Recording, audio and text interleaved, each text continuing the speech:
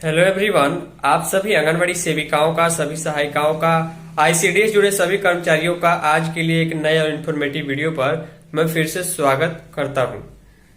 आप सभी को अच्छी तरीके से मालूम है कि बिहार में 1,15,000 से अधिक आंगनबाड़ी केंद्र चलते हैं और उन आंगनबाड़ी केंद्रों के निरीक्षण के लिए, जांच पड़ताल के लिए सेक्टर स्तर पर महिला पर्यवेक्षिका की नियुक्ति की गई है। इसके अलावा परियोजना स्तर पर सीडीपीओ की भी नियुक्ति रहती है, जिनके देखरेख में उस परियोजना के सभी आंगनबाड़ी केंद्र, उस सेक्टर के सभी आंगनबाड़ी केंद्र नियम पूर्वक चलते हैं। लेकिन पटना से खबर प्रकाशित की गई है कि बिहार के आंगनबाड़ी केंद्रों की जो जांच पड़ताल है वो सिर्फ कागजों पर ही हो रहा है, वास्तविक में जांच पड़ताल नहीं हो रही है। जबकि 9,000 रुपये प्रति महीने एक आंगनबाड़ी महिला पर्यवेक्षिका को निरीक्षण के लिए जो है वो दिए जाते हैं। तो इसके संबंध में डिटेल में खबर है, आने वाले दिनों में निरीक्षण बढ़ सकता है। और एलएस और सीडीपीओ के संबंध में, निरीक्षण के संबंध में पटना से क्या खबर प्रकाशित की गई है, चलिए डिटेल में आगे हम आपको दिखा दें। तो आप सभी सेविका, सहायिका, आंगनवाड़ी से जुड़े कर्मचारी केंद्र का निरीक्षण करने वाली एलएस और सीडीपीओ इस वीडियो को ध्यान से देखिएगा। शीर्षक ये है कि आंगनवाड़ी केंद्रों का निरीक्षण कागजों पर, यानी कि विभाग का यह कहना है कि जांच पड़ताल जो हो रही है, जो निरीक्षण हो रहा है, वो सिर्फ और सिर्फ कागजों पर किया जा रहा है। वास्तविक स्तर में जो है आंगनवाड़ी केंद्रों में सुधार नहीं हो रहा है। पटना से खबर है, पूरे बिहार के आंगनवाड़ी केंद्रों के लिए है, तो सभी सेविका भी इस वीडियो को ध्यान से देखिएगा, क्योंकि कहीं ना कहीं आने वाले दिनों में निरीक्षण बढ़ सकता है। गड़बड़ी पाई गई है।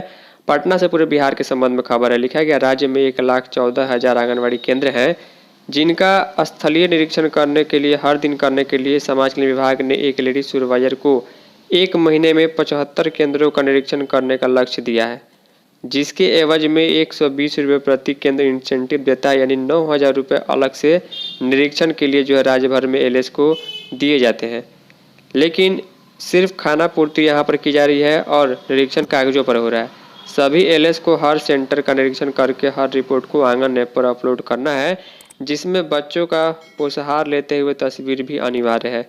लेकिन यह राज्य भर में बस खाना पूर्ति है। वहीं सीडीपीओ, डीपीओ और निदेशक को केंद्रों का निरीक्षण भी करना है, लेकिन इनकी सभी रिपोर्ट भी किसी न किसी के माध्यम से बनती है, जिससे ऐप पर अपलोड कर दिया जाता है।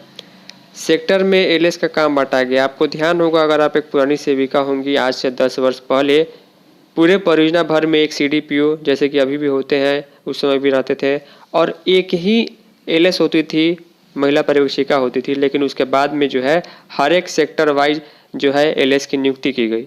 आंगनबाड़ी केंद्रों का निरीक्षण हर दिन होना है, इसके लिए सभी लेडी सुपरवाइजर को सेक्टर में बांटा गया है। हर सेक्टर में 25 से अधिक केंद्र हैं, जिनका निरीक्षण करने के बाद ऑनलाइन रिपोर्ट अपलोड करना है। लेकिन सख्ती के बाद कागजों पर सभी केंद्रों का निरीक्षण हो रहा है। कई एलएस अपना इंसेंटिव के लिए सेविका के माध्यम से रिपोर्ट तैयार करके आंगन ऐप पर अपलोड कर रही है। वहीं कुछ एक एलएस ने विभाग के इस निर्देश पर ज्ञापन देकर 75 की संख्या कम कर इंसेंटिव की राशि बढ़ाने का आवेदन दिया है, ताकि केंद्रों का निरीक्षण के दौरान खाना पूर्ति नहीं हो पाए।